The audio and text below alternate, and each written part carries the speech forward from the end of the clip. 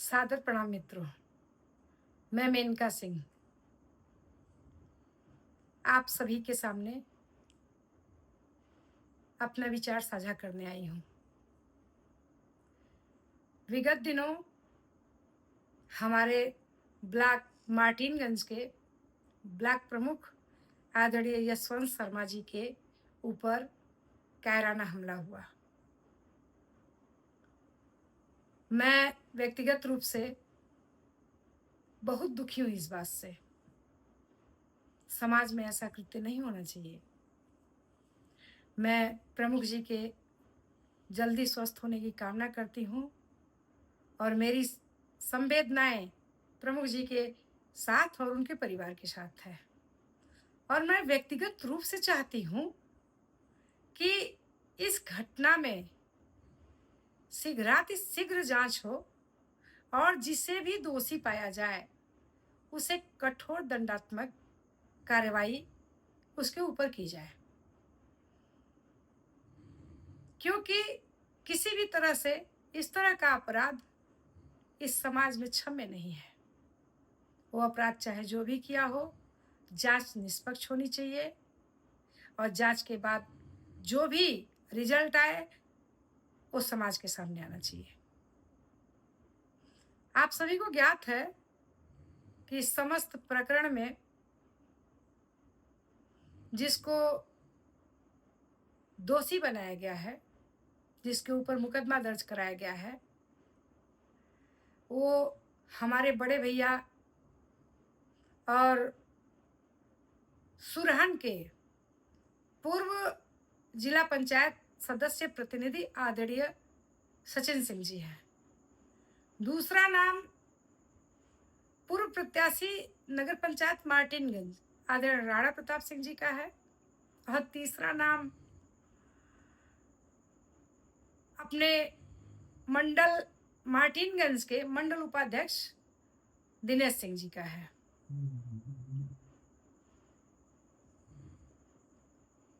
आज ये तीनों आज के समय में भी भाजपा के मंडल पदाधिकारी है। मैं ये जानना चाहती हूँ कि पूरे प्रकरण के दौरान जब हमारे प्रमुख प्रतिनिधि आदरणीय सौरभ सिंह बीरू जी द्वारा क्षेत्रवासियों को और समाज के गणमान्य व्यक्तियों को थाने पे मुकदमा दर्ज कराने हेतु बुलाया जा रहा था, तो क्या उनको बताया गया था कि मुकदमा सचिन सिंह पे, राणा प्रताप जी पे और दिनेश सिंह जी पे करवाना है? इस धरना प्रदर्शन, विरोध प्रदर्शन जो भी थाने पे हुआ, उसके दौरान गणमान्य व्यक्तियों में भाजपा जिलाध्यक्ष आदरणीय ध्रुव सिंह जी और अजमतगढ़ के ब्लॉक प्रमुख आदरणीय पिंटू मिश्रा जी और एमएलसी प्रतिनिधि आदरणीय अजय सिंह जैसे गणमान्य व्यक्तियों की उपस्थिति रही, जो लोग कहीं न कहीं हमसे भी जुड़े हैं, समाज में हैं, हमसे भी जुड़े हैं, भाई साहब से भी जुड़े हैं। हमको नहीं लगता है कि इन लोगों को जानकारी हुई होती कि नामित व्यक्तियों पे मुकदमा करवाना है, तो ये लोग इस तरह से शामिल होते, इस तरह से आते। जो भी हो, अगर इनको जानकारी नहीं दी गई और अज्ञात पे मुकदमा दर्ज करवाने की बात हुई होगी, तो क्या ये गलत नहीं है? समाज को अंधेरे में रख के आप इस तरह का कृत्य करेंगे, ये समाज बर्दाश्त करेगा? मुझे नहीं लगता है। और हाँ, अगर ये जानकारी है इन लोगों को कि नहीं भाई साहब पे मुकदमा दर्ज करवाना है और वो भी 307, 308 का मुकदमा दर्ज करवाना है, तो मैं आप सभी लोगों से पूछना चाहती हूँ कि भाई साहब का व्यक्तित्व ऐसा है कि वो इस तरह का षड्यंत्र करवा के या करके किसी को मारने या पीटने जाएंगे? आप सबको ऐसा लगता है? इतनी तुच्छता भाई साहब के व्यक्तित्व में नहीं है। खैर, जो भी हो, आप लोगों की अपनी राय क्या है, मैं वही जानने के लिए आप लोगों के सामने ये बात रख रही हूँ। खैर, मुझे इस पूरे प्रकरण में जो भी लगा या जो भी स्पष्ट हुआ, ये समझ में आया कि धन बल और पद प्रतिष्ठा के बूते पे इंसान कितना भी गलत कृत्य कर ले, वो सब क्षम्य है। क्या समाज किसी को पद प्रतिष्ठा इसी दिन के लिए देता है? किसी निरपराध, किसी निर्दोष को इस तरह से फंसाया जाए? देखिए, आप समाज से कितना डरते हैं या नहीं डरते हैं, पर ईश्वर भी है। अगर किसी निरपराध व्यक्ति को लेके आप इस तरह का कृत्य करेंगे तो निश्चित रूप से ईश्वर उसका जवाब देगा। खैर, समाज की दी हुई पद और प्रतिष्ठा है, तो आने वाले समय में समाज ही इसका निर्णय करेगा कि ये गलत है या सही है। मैं समाज के समक्ष, अपने क्षेत्र के समक्ष अपनी बात रख रही हूँ और पूरा अधिकार दे रही हूँ आप लोगों को कि अगर मैं गलत हूँ तो मेरे पोस्ट पे आके आप लोग गलत कहें।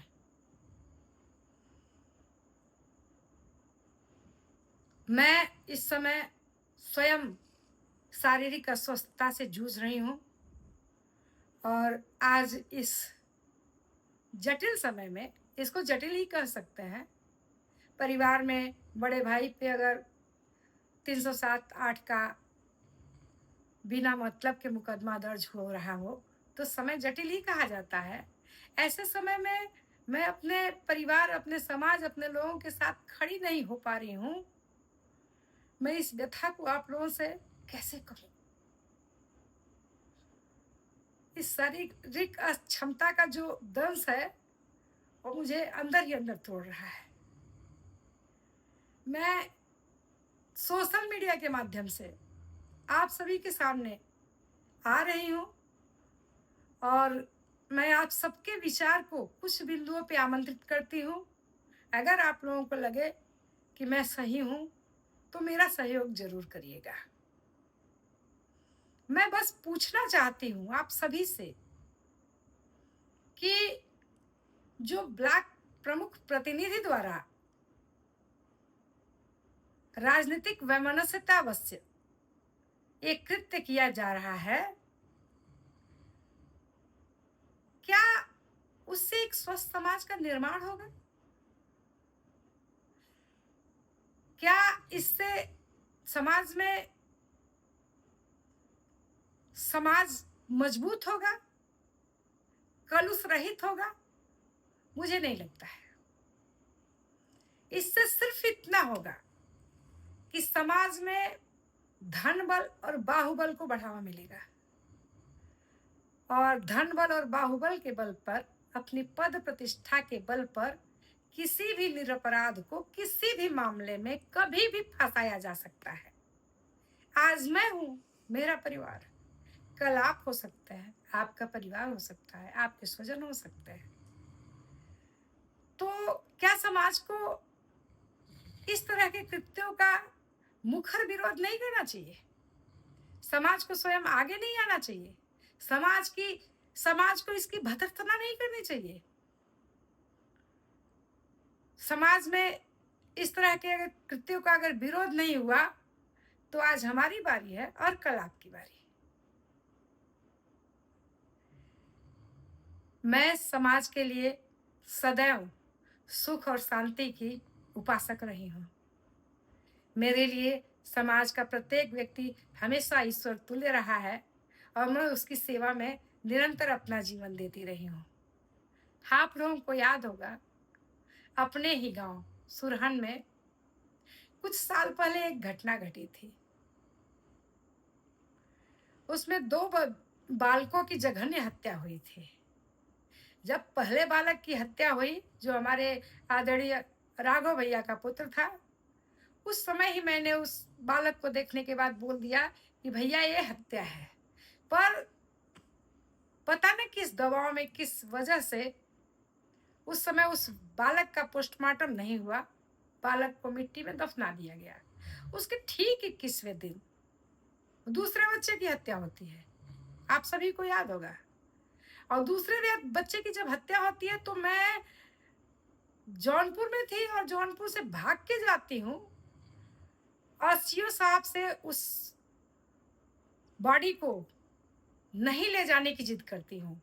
मैं वहीं पे सीओ साहब से, मैं वहीं पे उसी स्थल पे सीओ साहब से जिद करती हूँ कि भाई साहब दूसरी वाली लाश भी निकलवाई जाए, तब पोस्टमार्टम होगा, क्योंकि उस बच्चे का भी हत्या किया गया है। सीओ साहब उस समय मेरी बात को संज्ञान में लेते हैं और उस बच्चे का पोस्टमार्टम के बाद दूसरे दिन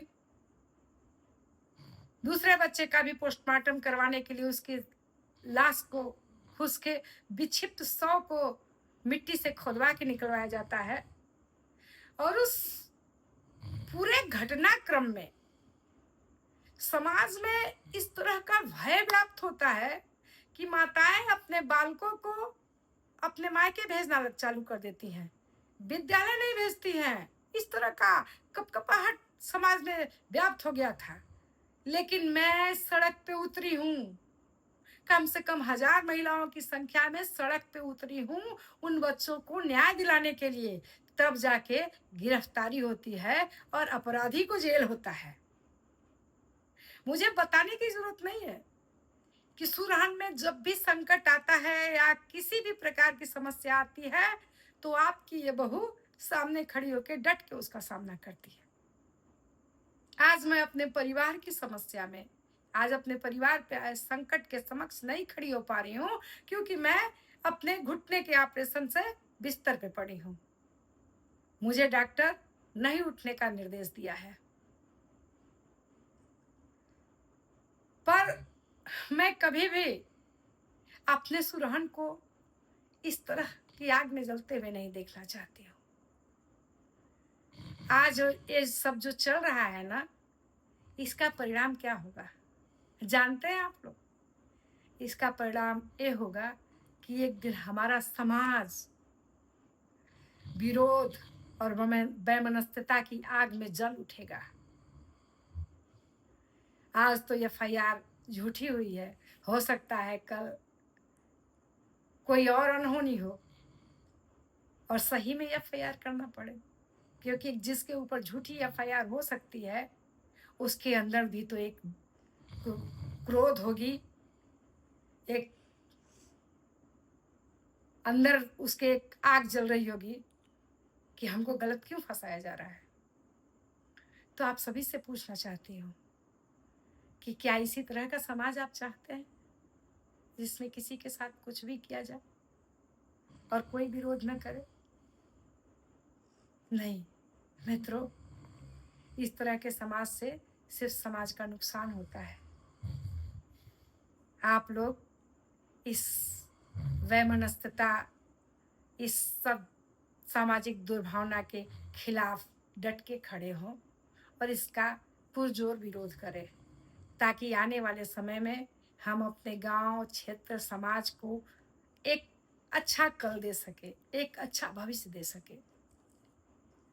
मित्रों, मैं अपनी आखिरी बात रखती हूँ आप सबके सामने। ये जो चल रहा है ना, इसका परिणाम अच्छा नहीं होगा। हो सके तो इसको रोक लीजिए।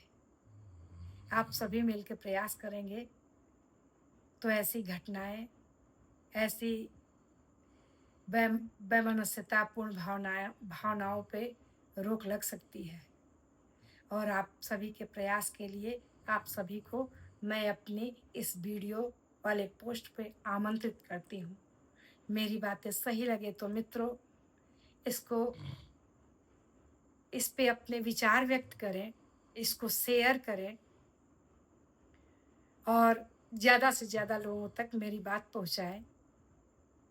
बाकी अपने गांव के डीह बाबा कार्यदेव और कुल देवी 18 ही माई सबको सब बुद्धि दे। और इस नवरात्र की ढेर सारी शुभकामनाओं के साथ आप सभी को जय माता दी। ओम नमः पार्वती पतये हर हर महादेव।